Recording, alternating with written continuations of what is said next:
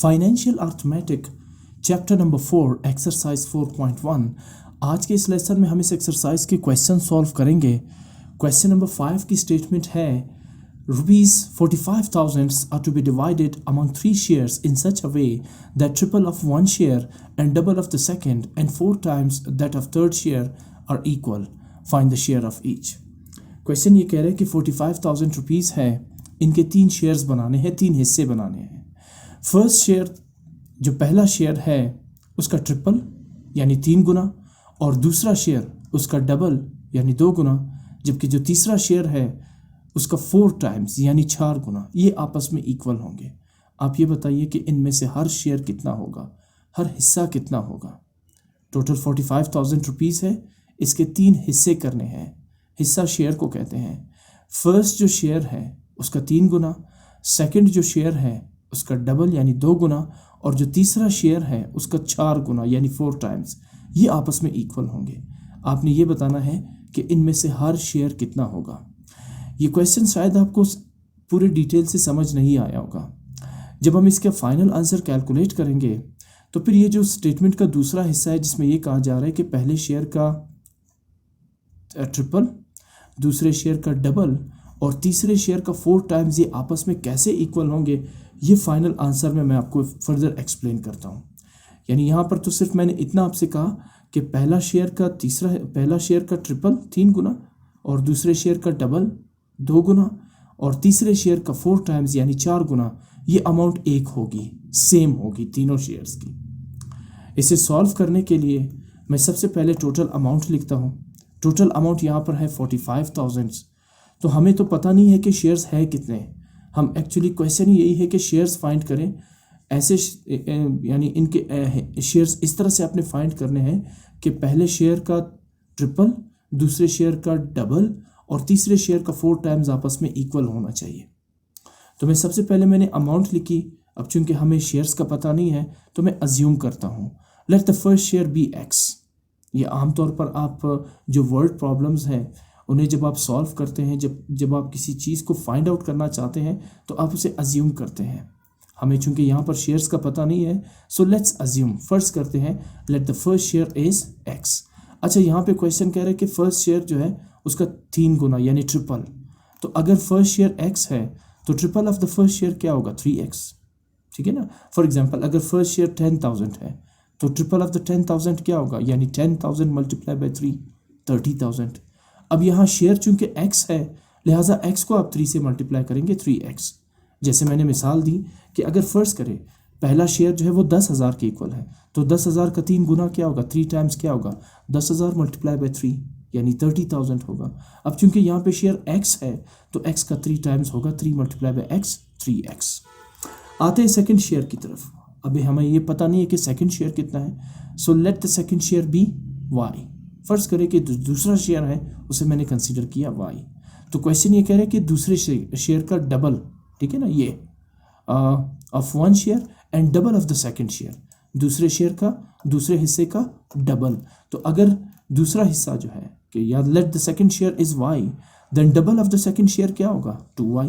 फिर एक एग्जांपल लेते हैं। अगर फर्स्ट करें सेकंड शेयर 10,000 है तो 10,000 का डबल कैसे कैलकुलेट करेंगे, 10,000 मल्टीप्लाई बाई 2 20,000। यहाँ चूंकि शेयर y है सेकंड शेयर तो y का डबल क्या होगा, y मल्टीप्लाई बाई 2 यानी 2y। अब आते हैं थर्ड शेयर की तरफ। अभी हमें ये नहीं पता कि थर्ड शेयर कितना है, तो let the third share is z। पहला शेयर x, दूसरा शेयर y और तीसरा शेयर कंसीडर करते हैं z। अब चूंकि बात हो रही है यहाँ पे देखें 4 times of the third share, तो अब मैं वो फाइंड करूंगा 4 times of the third share. अब थर्ड शेयर मैंने क्या कंसीडर किया था, z, तो 4 टाइम्स ऑफ z क्या होगा, 4z। तो अब ये देखें कि पहला शेयर जो है मैंने कंसीडर किया x, जबकि यहाँ पे कहा गया है कि triple of the first share, तो triple of the first share क्या होगा, 3x। दूसरा शेयर मैंने कंसीडर किया y, double of the second share is 2y और थर्ड शेयर मैंने कंसीडर किया z। 4 times of the third share is 4z। ठीक। अच्छा, क्वेश्चन आगे क्या कह रहे हैं कि all these 3 shares are equal. ये तीनों के शेयर्स इक्वल है। कैसे, अगर आप पहले शेयर का 3 गुना ले, ट्रिपल कर दें, दूसरे शेयर का 2 गुना ले, डबल कर दें और तीसरे शेयर का तीसरे हिस्से का 4 टाइम्स लें तो अमाउंट सारी एक जैसी होगी, इक्वल होगी।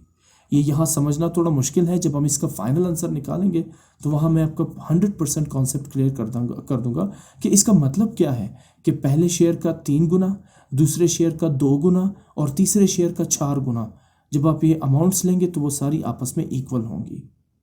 अब चूंकि ये क्वेश्चन यहाँ क्लियरली कह रहे हैं कि शेयर्स आर इक्वल, ठीक है ना, ये तीनों शेयर्स इस कंडीशन के अकॉर्डिंग इक्वल है, तो लिहाजा मैं इस कंडीशन को यहाँ पे उठाता हूँ, मैं लिखता हूँ since all the shares are equal, ठीक है ना। क्वेश्चन कह रहे हैं कि सारे के सारे शेयर्स आपस में इक्वल है, तो देयरफॉर यानी पहले शेयर का 3 गुना, दूसरे शेयर का 2 गुना और तीसरे शेयर का 4 गुना, यानी तीसरे हिस्से का 4 गुना, ये तीनों शेयर्स आपस में इक्वल है। तो लिहाजा मैं लिखूंगा 3x is equal to 2y is equal to 4z according to the statement of the question. ये शर्त क्वेश्चन के अंदर गिवन है, तो लिहाजा मैं लिखूंगा 3x equals 2y equals 4z। 3x क्या है, फर्स्ट शेयर का 3 गुना यानी 3 टाइम्स, 2y सेकेंड शेयर का डबल और 4z थर्ड शेयर का 4 टाइम्स है। आगे चलते हैं। अच्छा, टोटल अमाउंट कितनी है, 45,000 है, और 45,000 के कितने शेयर्स बने हैं, 3 शेयर्स, और वो 3 शेयर्स क्या है, 3x 2y और 4z। तो लिहाजा मैं लिखूंगा first share plus second share plus third share is equal to 45,000, क्योंकि क्वेश्चन तो क्लियरली कह रहे हैं ना कि इस 45,000 के आपने 3 शेयर्स बनाए हैं, तो तीनों शेयर्स के ऐड करेंगे तो अमाउंट कितनी बनेगी, टोटल 45,000 ही बनेगी, ठीक है ना। अब चूंकि अमाउंट का हमें नहीं पता है, लेकिन जब अमाउंट फाइंड होगी तब भी मैं आपको वेरीफाई करके दूंगा कि इन तीनों अमाउंट्स को जब आप ऐड करेंगे तो टोटल अमाउंट कितनी हो जाएगी, 45,000। यानी इसी 45,000 को तोड़ के इसके 3 शेयर्स बनाए गए, तो जब आप इन तीनों शेयर्स को ऐड करेंगे तो वापस वो टोटल अमाउंट 45,000 के ही इक्वल होगा। आगे मूव करते हैं। Now 3x plus 2y plus 4z is equal to 45,000। ये मैंने एक इक्वेशन बनाई और इसको नाम दिया मैंने इक्वेशन 1। अब आगे चलते हैं। Now putting 2y is equal to 3x and 4z is equal to 3x in the above equation, और आप ये भी लिख सकते हैं इन इक्वेशन 1, ठीक है ना। मैंने 2y को इस इक्वेशन में कहाँ पे नजर आ रहा है 2y, मैं इसको सर्कल कर देता हूँ। ये थोड़ा सा बारीक स्टेप है, इसको गौर से देखें। ये 2y है, 2y की जगह मैं इस इक्वेशन में क्या लिखने जा रहा हूँ, 3x। क्यों लिखने जा रहा हूँ, बिकॉज 2y 3x के ही इक्वल है, या 3x 2y के ही इक्वल है। क्वेश्चन क्लियरली कह रहा है ना कि ये तीनों शेयर्स आपस में इक्वल है, तो आप 3x की जगह 2y भी लिख सकते हैं और 2y की जगह 3x भी लिख सकते हैं। इवन 3x की जगह 4z भी लिख सकते हैं, और इवन 4z की जगह आप 3x या 2y भी लिख सकते हैं।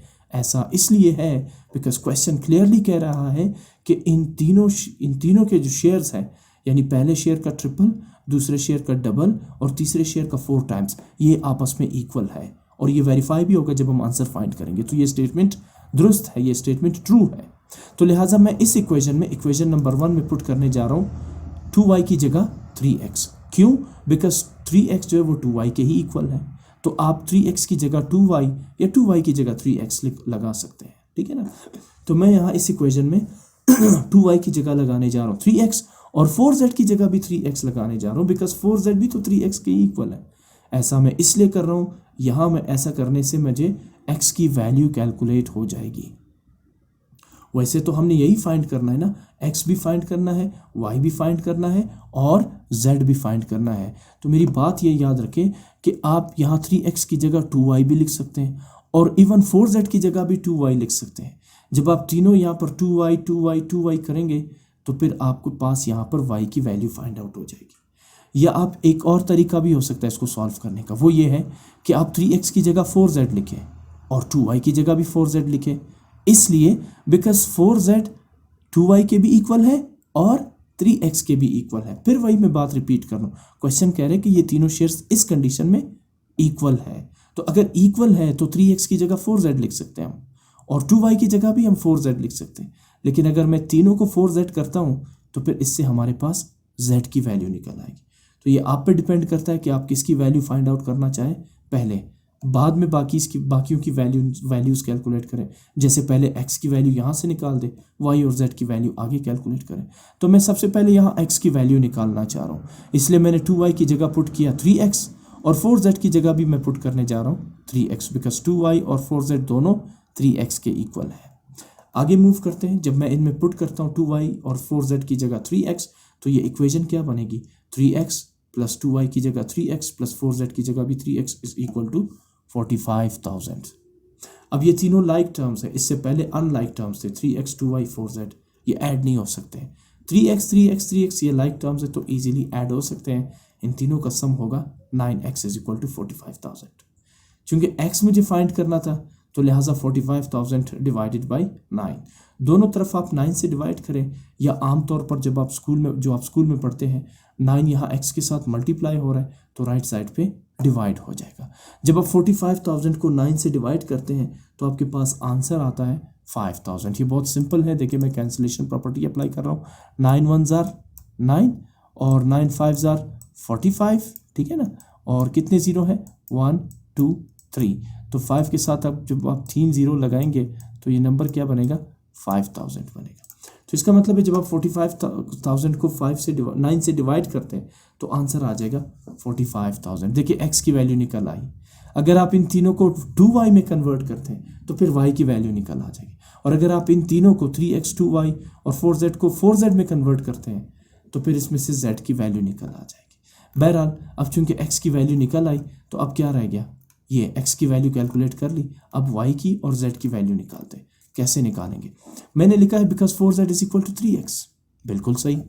क्वेश्चन ये क्लियरली कह रहे हैं कि ये तीनों आपस में इक्वल है, 3x is equal to 2y is equal to 4z। तो यहाँ पे मैंने लिखा बिकॉज 4z 3x के इक्वल है ना, y 3x, बिकॉज x की वैल्यू मैं निकाल चुका हूँ।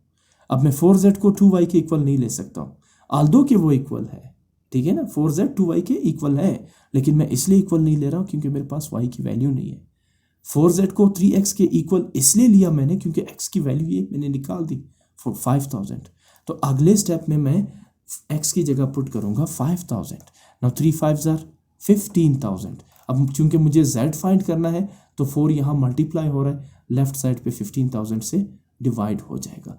जब आप 15,000 को 4 से डिवाइड करते हैं तो आंसर आ रहा है 3,750। अब ये क्या है, z की वैल्यू। y की वैल्यू निकालने के लिए देखिए x और z तो निकल आया, x 5,000 और z 3,750, y रह गया।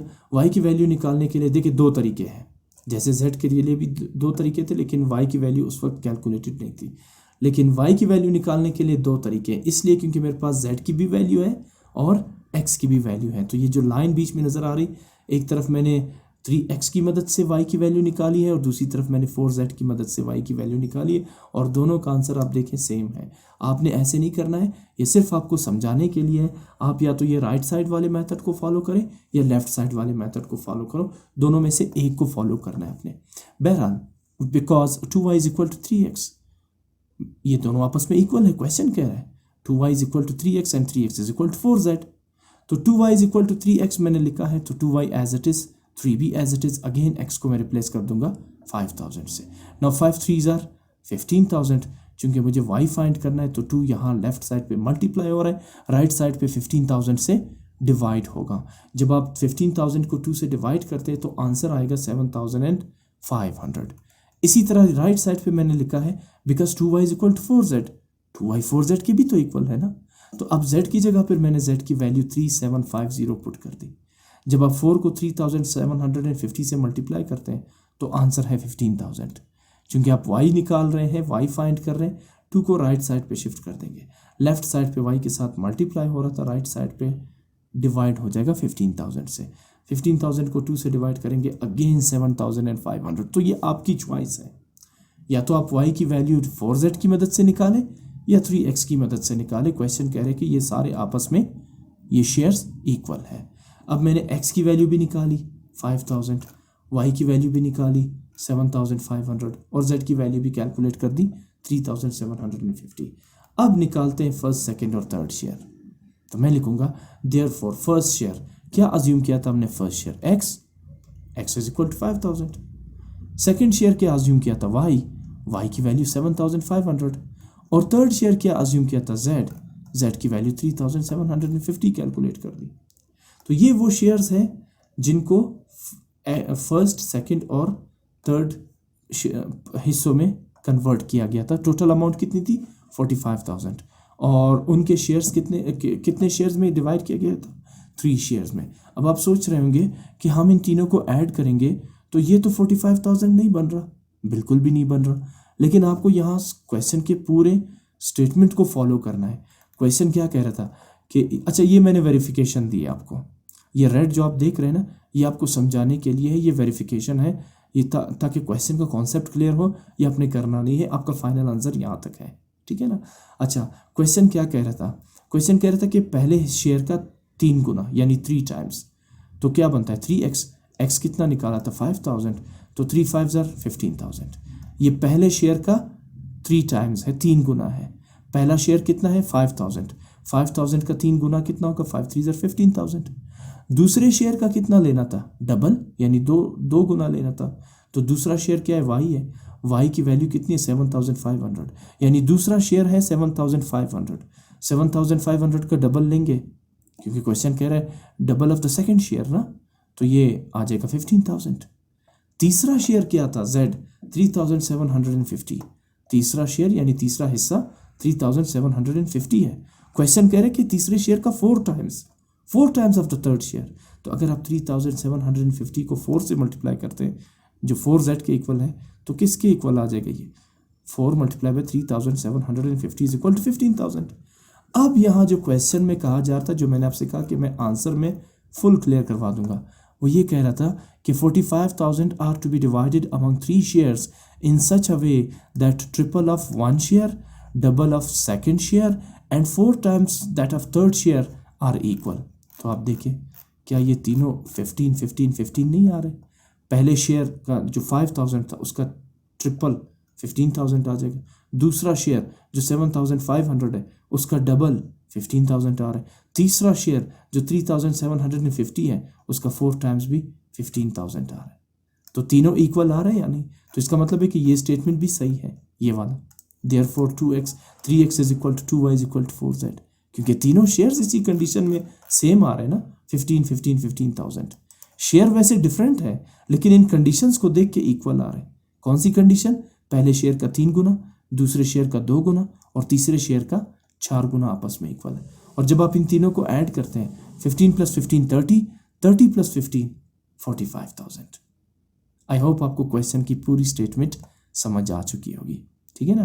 पहले शेयर का 3 गुना, दूसरे शेयर का 2 गुना और तीसरे शेयर का 4 गुना आपस में इक्वल है। और जब आप इन तीनों शेयर्स को ऐड करते हैं इन कंडीशंस के अकॉर्डिंग, तो टोटल अमाउंट कितनी बनती है 45,000।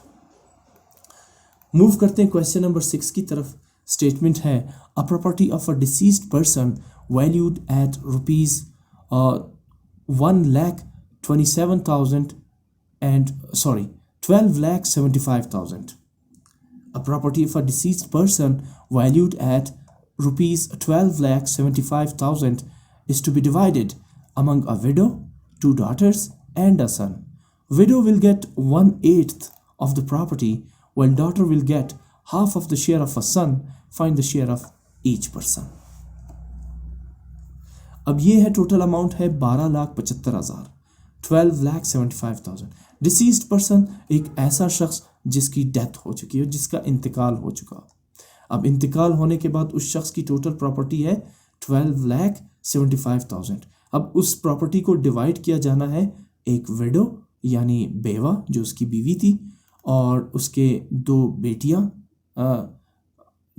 हैं और एक बेटा है इसकी, ठीक है ना। ये widow will get 1/8 of property while daughter will get half of the share of a son. अच्छा, एक बेटी है और एक बेटा है, एक बेवा है, एक बेटी और एक बेटा है।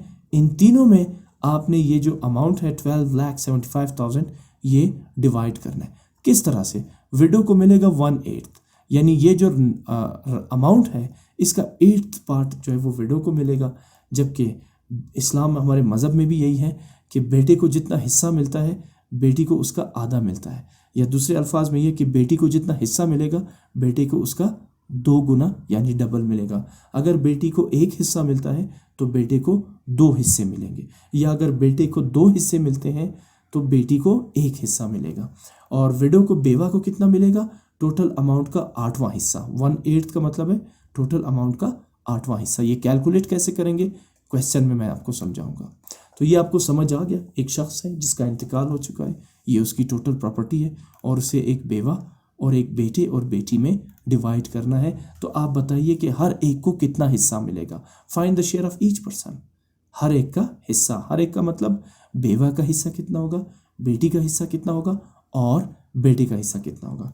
सॉल्व करते हैं इस क्वेश्चन को।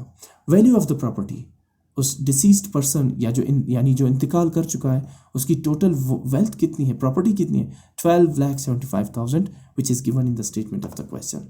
मैं सबसे पहले इसका 8वां हिस्सा निकालता हूँ ताकि उसके विडो का हिस्सा तो निकल जाए, उसकी बेवा का हिस्सा तो निकल जाए।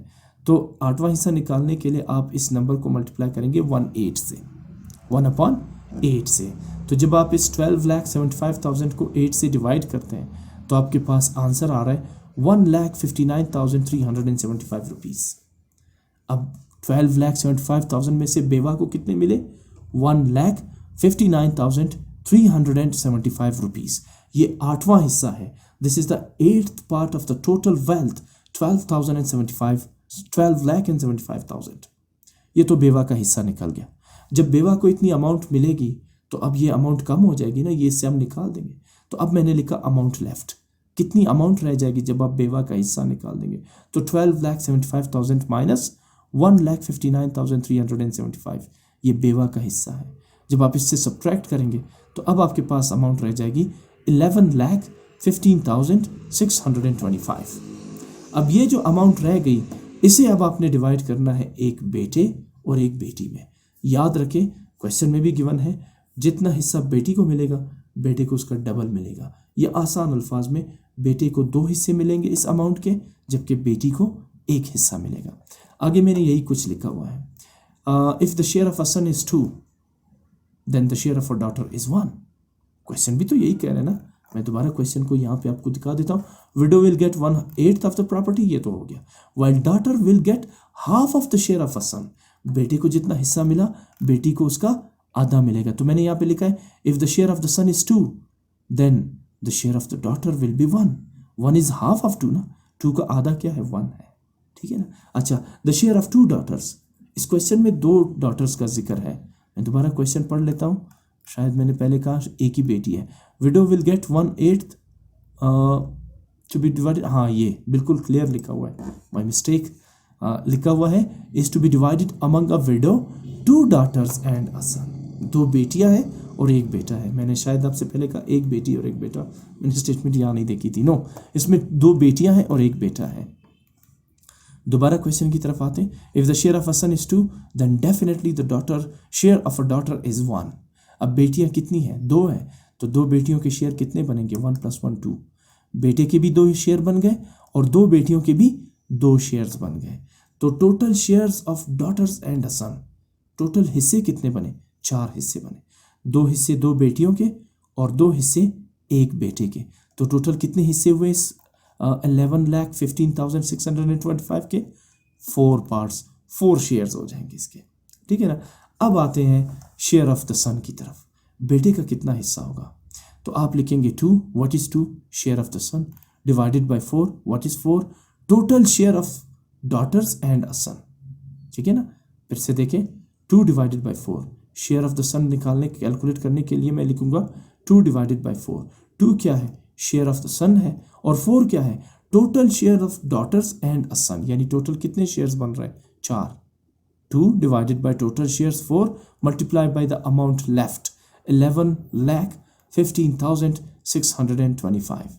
मैंने यहाँ पर कुछ कैंसिलेशन की है, जैसे 2 1s are 2 and 2 2s are 4। तो 1/2 मल्टीप्लाई बाय 11,15,625। जब आप 11,15,625 को 2 से डिवाइड करते हैं तो आपके पास नंबर रह जाएगा या आंसर आ जाएगा 5,57,812.5। ठीक, कितनी अमाउंट रह जाएगी जब आप इसको 2 से डिवाइड करेंगे, 15,625 को अमाउंट रह जाएगी 5,57,812.5। ये बेटे का हिस्सा होगा। 11,15,625 में से बेटे को कितना मिलेगा, 5,57,812.5। 57,812.5 रुपीज़। अब निकालते हैं शेयर ऑफ डॉटर। पहले एक बेटी का हिस्सा निकालते हैं। अच्छा, मैंने लिखा है 1/4, यहाँ क्या लिखा था 2/4। बेटे का शेयर कितना था 2 था, और टोटल शेयर्स कितने थे 4 थे। बेटी का शेयर कितना है एक बेटी का, यानी बेटे के शेयर का आधा। बेटे का शेयर था 2, बेटी का शेयर है 1, तो मैं यहाँ पे लिखूँगा 1/4। 1 क्या है बेटी का हिस्सा, और 4 क्या है टोटल शेयर्स। 2 बेटियाँ और 1 बेटा, एक बेटे के 2 हिस्से और 2 बेटियों के 2 हिस्से, तो टोटल शेयर्स 4 बन जाए। तो जिस तरह हमने यहाँ पे लिखा था 2/4, अब यहाँ पे लिखेंगे 1/4 मल्टीप्लाइड बाय 11,15,625। अगेन जब इस नंबर को हम डिवाइड करेंगे 4 से, तो आपके पास आंसर आ रहा है 2,78,906.25। अब ये एक बेटी का हिस्सा है। बेटे का हिस्सा कितना आया 5,57,812.5, जबकि एक बेटी का हिस्सा कितना आया 2,78,906.25। अब बेटियां कितनी हैं 2 है, तो शेयर ऑफ 2 डॉटर्स आप इस नंबर को 2 से मल्टीप्लाई करेंगे। जब आप इसे 2 से मल्टीप्लाई करेंगे तो ये आ रहा है 5,57,812.5। तो बात तो बिल्कुल सिंपल हुई, यही अमाउंट बेटे को भी मिली थी। बेटा चूँकि 1 है और बेटे का शेयर डबल है, और बेटियां चूँकि 2 है, बेटियों का शेयर बेटे के शेयर का आधा बनता है। अब देखिए 2 बेटियों को भी उतना ही हिस्सा मिलेगा जितना कि एक बेटे को मिलेगा। इसका मतलब ये हुआ कि बेटे का जितना हिस्सा है एक बेटी का उस हिस्से का आधा हिस्सा मिलेगा एक बेटी को। अब बेटियां चूँकि डबल है, तो लिहाजा आप 2,78,090 को मल्टीप्लाई करेंगे 2 से, तो आंसर आएगा 5,57,812.5। तो ये होगा 2 बेटियों का हिस्सा, और ये जो आपको नज़र आ रहा है ऊपर ये होगा एक बेटे का हिस्सा। तो इससे क्या वाज़ेह हुआ, बेटे को जितना हिस्सा मिला बेटी को उसका आधा हिस्सा मिला। अब चूंकि बेटियां 2 थी इसलिए उनका भी हिस्सा इतना ही हो गया जितना का बेटे का हिस्सा था। तो आखिर में आप क्या लिखेंगे, hints window will gate RS 1,59,375, each daughter will get 2,78,906.25 and the son will get 5,57,812.5। अगर आप इन सारे शेयर्स को ऐड करते हैं विडो का, इन 2 बेटियों का और इस बेटे का, तो टोटल अमाउंट कितनी बनेगी, टोटल अमाउंट जो है वो उस डिसीज्ड पर्सन की प्रॉपर्टी बनेगी 12,75,000। अगला क्वेश्चन, क्वेश्चन नंबर 7, जो लास्ट क्वेश्चन इस एक्सरसाइज का, उसकी भी स्टेटमेंट ऑलमोस्ट यही है, नंबर्स थोड़े डिफरेंट है। A property of a deceased person worth 2 crore and 20 lakhs and 30,000। Figure Arabic system में बोलना थोड़ा सा मुश्किल है। 20 लाख एंड 30,000 ये वो अमाउंट है जो डिसीज्ड पर्सन की प्रॉपर्टी है। पहले इससे में था 12,75,000, जबकि इसमें है 20,30,000 is to be distributed among a widow, 3 sons and a daughter. अब देखिए क्वेश्चन थोड़ी सी स्टेटमेंट उससे डिफरेंट है। टोटल अमाउंट है 20,30,000 और टोटल शेयर्स कितने बन रहे हैं, एक शेयर बन रहा है विडो का जो इसकी बेवा है, 3 शेयर्स बन रहे हैं बेटों के, और एक शेयर बन रहा है एक बेटी का। Window will receive 1/8 of the property. बेवा को कितना हिस्सा मिलेगा, 20,30,000 का 8वां हिस्सा मिलेगा। While daughters will get half of the share of a son. फिर वही कंडीशन है, बेटी को बेटे के शेयर का आधा मिलेगा। Find the share of each person. अब आप बताइए कि हर एक को कितना हिस्सा मिलेगा। तो पहले स्टेप्स तो बिल्कुल वही है, मैंने total worth of the property लिखी है 20,30,000। शेयर ऑफ द विडो कैसे निकालेंगे, आप इसका 1/8 निकालेंगे। 1/8 मल्टीप्लाई बाय 20,30,000। जब आप इस नंबर 20,30,000 को 8 से डिवाइड करते हैं तो यू विल गेट 2,53,750। ये होगा विडो का हिस्सा। उस बेवा को 20,30,000 में से कितने मिलेंगे, 2,53,750, यानी ये सिर्फ 8वां हिस्सा है टोटल अमाउंट का। अब जी ये अमाउंट जब विडो को मिल जाएगी तो अब हम इस अमाउंट को टोटल अमाउंट से सब्ट्रैक्ट कर देंगे। तो हम लिखेंगे अमाउंट लेफ्ट 20,30,000 माइनस 2,53,750। डिफरेंस कितना आ रहा है? 17,76,250। अब ये अमाउंट रहेगी। अब इस अमाउंट को आपने शेयर करना है 3 सन और 1 डॉटर में, ठीक है ना। अच्छा, फिर वही मैं लिख रहा हूँ, if the share of a son is 2 then the share of a daughter is 1, because question clearly कह रहा है कि बेटी का शेयर बेटे के शेयर का हाफ है। तो अगर बेटे के 2 शेयर्स हैं तो बेटी का हाफ यानी एक ही शेयर होगा। अब फिर 3 शेयर्स ऑफ सन्स कितने बनेंगे? अगर एक सन का शेयर है 2 तो 3 सन्स के शेयर्स कितने बनेंगे? 2 + 2 + 2 = 6। बेटों के कुल कितने शेयर्स बने? 6। और एक शेयर किसका है? बेटी का। तो टोटल कितने शेयर्स हुए? 7।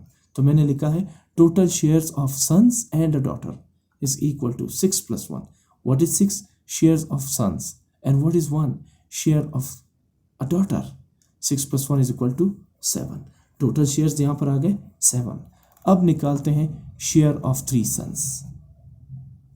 शेयर ऑफ 3 सन्स, तीनों बेटे का शेयर्स कितना बन रहा था? 6। और टोटल शेयर्स कितने आ रहे थे इंक्लूडिंग डॉटर? 7। तो 6/7 multiplied by the amount left 17,76,250। पिछले क्वेश्चन में हमने बेटे के लिए क्या लिखा था? 2/4, क्योंकि बेटे का हिस्सा 2 था और टोटल शेयर्स 4 थे। यहाँ हमने क्या लिखा है? 6/7, यानी 3 बेटों का है शेयर कितना बन रहा है? 6। और टोटल शेयर्स कितने हैं including daughter? 6 + 1 7। 6/7 multiplied by the amount left. जब आप इस नंबर को 6 से मल्टीप्लाई करते हैं, ये देखिए मैंने ऐसे कैलकुलेशन की, मैं आपको दिखा भी देता हूँ जी। सबसे पहले मैंने इस नंबर 17,76,250 को मल्टीप्लाई किया है मैंने 6 से, ठीक है। और फिर इस नंबर को मैंने डिवाइड किया है 7 से। तो आंसर आपके पास क्या बन रहा है? 15,22,500। तो 3 बेटों का हिस्सा कितना बना? 15,22,500, ठीक है ना। अच्छा, ये तो तीनों बेटों का एक साथ हिस्सा हो गया। एक बेटे को कितना हिस्सा मिलेगा? इस नंबर को डिवाइड करेंगे 3 से। जब आप इसे डिवाइड करते हैं 3 से तो ये बन रहा है 5,07,500, यानी एक बेटे को कितना हिस्सा मिलेगा? 5,07,500। और 3 बेटों को कितना हिस्सा मिल जाएगा? इसका ट्रिपल लेंगे, यानी 15,22,500। अब निकालते हैं शेयर ऑफ अ डॉटर। बेटी का कितना हिस्सा होगा? तो शेयर ऑफ अ डॉटर 1 था, डिवाइडेड बाय टोटल शेयर्स कितने थे? 7 थे। तो 1/7 मल्टीप्लाई बाय 17,76,250। तो जब आप इस नंबर को 7 से डिवाइड करते हैं तो आंसर आ रहा है 2,53,750। तो बेटी चूंकि एक है और उसका हिस्सा बेटों से आधा है, तो एक बेटे को अगर हिस्सा मिल रहा है 5,07,500 तो बेटी को इसका आधा मिलना चाहिए, यानी 2,53,750। और ये 15,22,500 क्या है? ये तीनों बेटों का हिस्सा होगा, ठीक है ना, जो बेटी के हिस्से का डबल होगा एक बेटे के लिए। तो आखिर में आप लिखेंगे hints share of the widow कितना था? 2,53,750। शेयर्स ऑफ ईच सन, एक बेटे को कितना हिस्सा मिला? 5,75,7,500। और एक बेटी को कितना हिस्सा मिला? Share of the daughter 2,53,750 rupees. ये थी वो टोटल अमाउंट 20,30,000 जो हमने इनके 6 शेयर्स बनाए। 6 में से 3 शेयर्स मिले बेटों को और 1 शेयर मिला बेटी को और 1 शेयर मिला उसकी विडो को, ठीक है। ये टोटल शेयर्स थे। अब यहाँ पे 6 इसलिए आता क्योंकि हर एक बेटे का जो शेयर था वो डबल था और बेटी का शेयर बेटे के शेयर के निस्फ था, यानी हाफ था।